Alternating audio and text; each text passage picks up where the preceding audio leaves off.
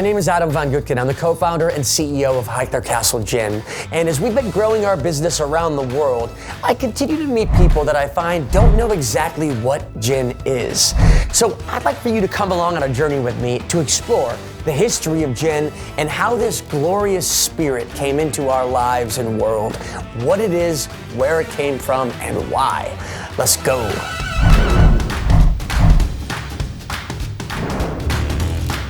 Gin's roots could actually be traced back to the 11th century when the Benedictine monks in Salerno, in a monastery surrounded by rolling hills and juniper trees, were perfecting the art of distillation. Actually, the word spirits come from when the monks used to play around with their small copper pot stills. They had a little tiny eye peephole in the side of it, and they would monitor the spirit as it was vaporizing into the still before it condensed back into liquid. From the side of the still came the beautiful liquid that we know as alcohol.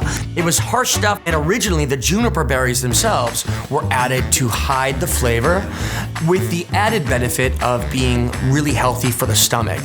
So juniper has been known for a long time as being a really good medicine for stomach ailments. And so we know that the juniper spirit marriage is going back probably farther than any other spirit connection that there is. So let's fast forward like 500 years. The English are helping the Spanish in the 80 Years' War against the Dutch. The Dutch had mastered gin, but as a medicinal spirit only, and they used to issue it to the troops before going into battle.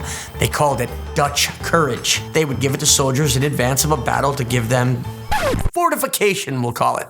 Gin soon found a home in England. The people loved it. It was so popular that, like many vices, when not enjoyed in moderation, it became a problem for society, and that's where we get the gin term from back in the day of mother's ruin.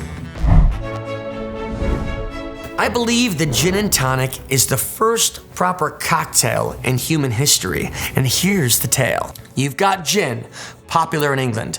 Botanical benefits.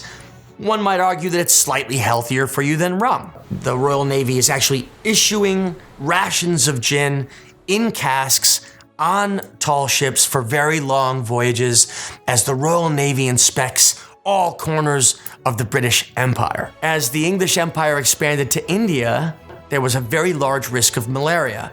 The only solution at the time for malaria was quinine. Quinine does not taste very good, and so they released an Indian tonic water that has quinine in it. The soldiers were reluctant to take quinine, so they found that if they mixed the quinine in with the cask of gin, the Royal Navy couldn't really help themselves, and you've worked the quinine medicine into their daily ration. We have a similar problem with scurvy.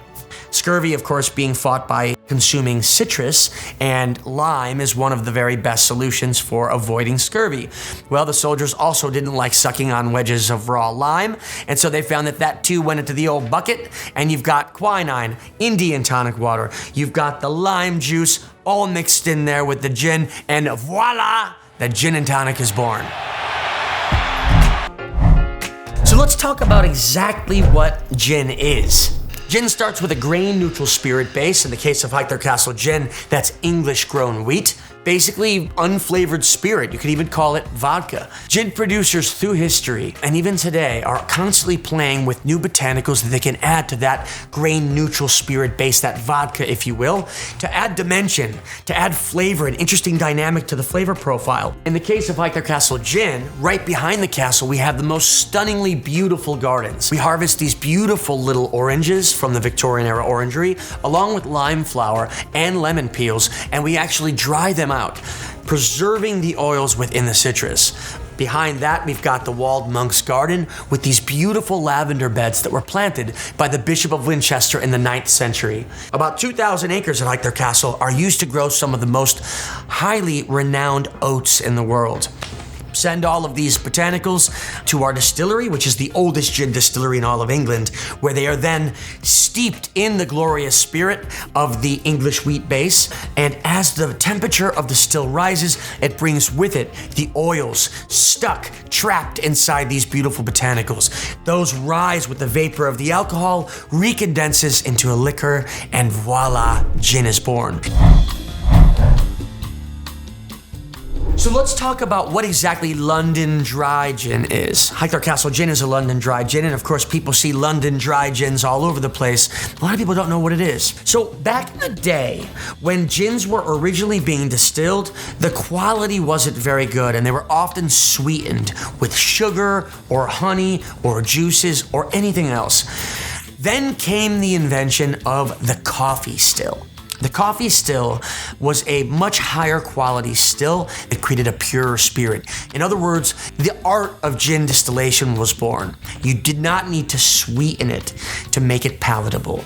Many of the original distilleries that were using the coffee still for the art of distillation of gin were located in London. So a London Dry Gin way back traditionally was a gin that did not use sweetener, that was located in London, and no artificial or added ingredients were put in the still, thus making the gin all the more pure.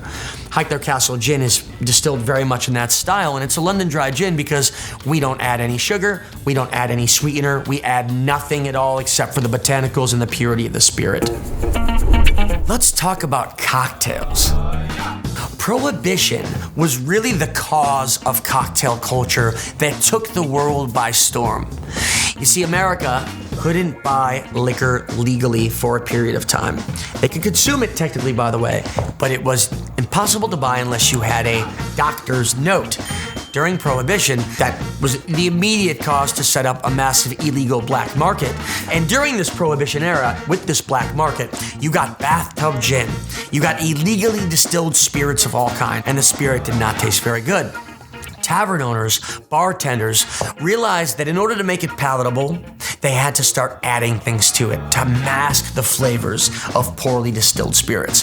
So you had sodas, you had juices, you had fresh squeezed oranges, limes, lemons, and they started getting rather creative with how cocktail composition came together. And within a very short period of time, it went from let's add juice as a necessity to let's add juices and sodas and things because cocktails are awesome. Speaking of cocktails, back in the day, the tavern owners would take the bottom of their barrels and casks of beers and whiskeys and rums, gins, and whatever else they had.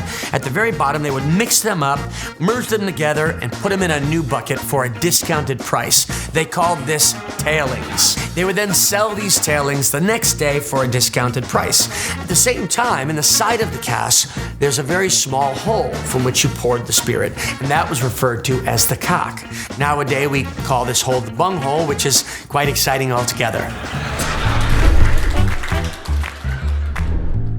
Lady Carnarvon at Highclere Castle actually found in the archives of the castle handwritten butler's notes from the 1920s of the cocktails exactly as they were served from a period of time when these cocktails were new.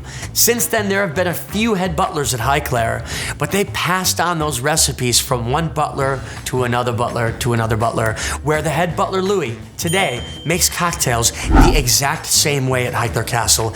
And let me tell you, they are glorious, and also listed on our website, by the way, at highclerecastlegin.com. Shameless plug. I want my spirits to have flavor, style, pizzazz, an art to how they're composed.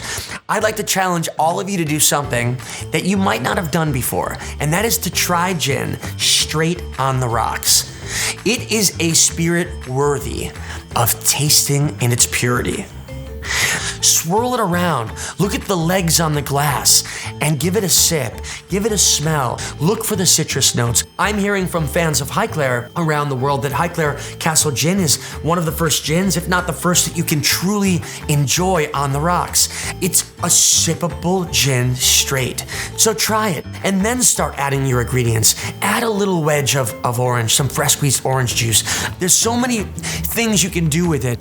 But start simple, keep it simple, and that is how cocktails come to life best, just like food. Simple spirits make the best spirits to sip on. Simple cocktails allow you to enjoy those simple spirits. So keep it simple, and I will see you at the castle. Cheers.